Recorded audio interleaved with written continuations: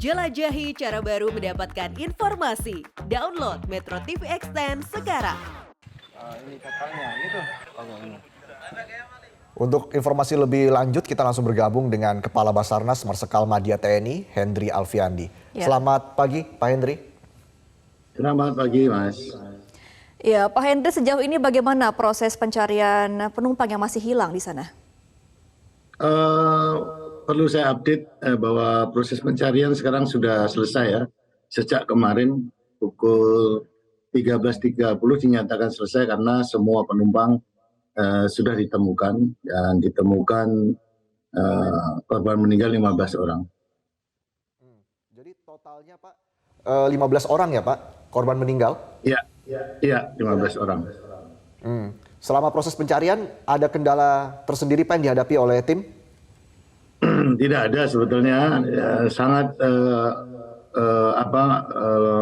bukan suatu hal yang kendala yang kita tidak inginkan ya, karena tinggi gelombang pun waktu itu cukup ramah seperti terlihat di video dari TV bahwa maksimal cuma 75 cm tinggi gelombang.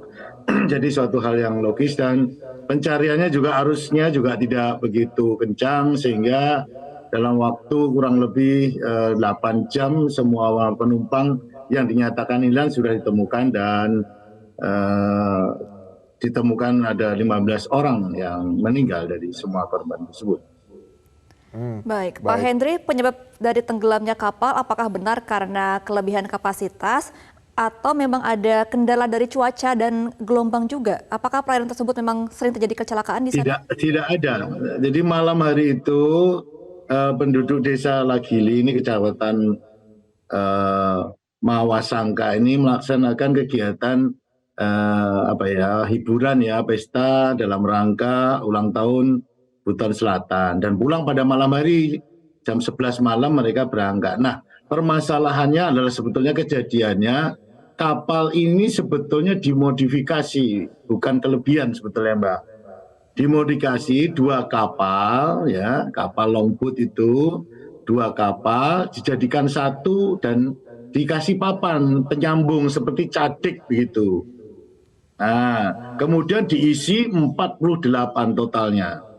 Kemudian berangkatlah ini kapal dengan 2 kapal ini menjadi 1 dengan diikat mereka dengan kayu, kemudian dikasih papan jembatan begitu antar 2 kapal berangkat pulang pada malam hari. Jadi kurang lebih pukul 00 itu patah kayunya sehingga mereka tumpah di laut gitu. Jadi kejadiannya sebetulnya seperti itu. Nah ini sebetulnya kurang kehati-hatian dari masyarakat ya, dianggap itu adalah hal lumrah dan tidak memperhitungkan kekuatan papan penyambung antara 2 kapal ini begitu. Jadi bukan 1 kapal itu Mbak. Gitu. Jadi 2 kapal jadikan 1 sehingga mereka bisa berangkat sama-sama bersamaan. Jadi akhirnya patah itu di tengah laut dan kejadian malam hari. Nah inilah yang penyebab utama mengapa mereka bisa sampai tumpah bukan karena cuaca, bukan juga karena hal-hal yang menyangkut alam, tetapi karena murni kesalahan dari pihak masyarakat sendiri atau pemilik kapal, kira-kira begitu. Oke, jadi papannya tadi yang memang tidak bisa menampung beban yang berlebih tadi ya?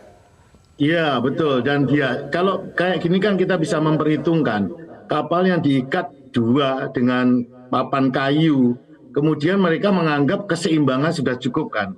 Ketika papan ini lepas atau patah ya, maka mereka dalam kondisi tidak akan seimbang karena merasa 2 sekarang tumpuannya tinggal masing-masing 1 kapal dan itu pasti ada yang di pinggir di tengah-tengah antara duduk di papan-papan kayu itu. Nah itulah yang mengakibatkan kapal ini menjadi tumpah begitu. Oke, imbauan dari Basarnas Pak ke depan agar kejadian serupa tidak terulang lagi seperti apa Pak Hendry? Kami selalu memberikan pencerahan ya kepada masyarakat, terutama di daerah pesisir. Memang seringkali masyarakat kita itu menganggap hal itu adalah hal yang lumrah, lupa mengabaikan keselamatan.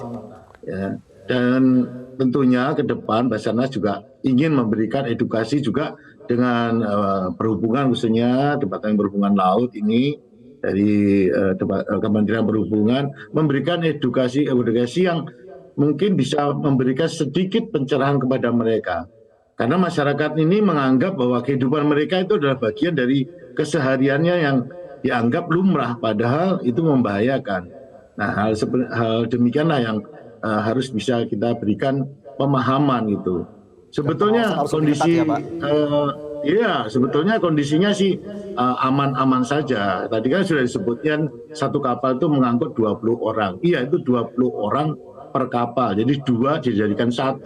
Mereka menganggap aman jadikan. Nah, permasalahannya kan dia tidak memperhitungkan kekuatan ikat segala macam, tidak menggunakan pelampung. Gitu. Memang sulit, Mas, kalau kita ingin menyadarkan masyarakat bahwa kapal yang terbuka di mana-mana itu aturannya harus menggunakan pelampung sebetulnya. Iya. Tetapi ini karena masyarakat biasa ya susah kita untuk mendidik ya seperti itu. Gitu. Baik, berarti tingkat kesadaran masyarakat harus ditingkatkan lagi dan juga edukasi dari Basarnas kepada masyarakat ya agar selalu sadar akan perairan ketika kapal dinaiki oleh banyak orang. Terima kasih Marsikal Madya TNI Hendry Alfiandi selaku Kepala Basarnas. Selamat kembali beraktivitas. Cara mudah mendapatkan informasi dengan satu sentuhan jari. Download Metro TV Extend.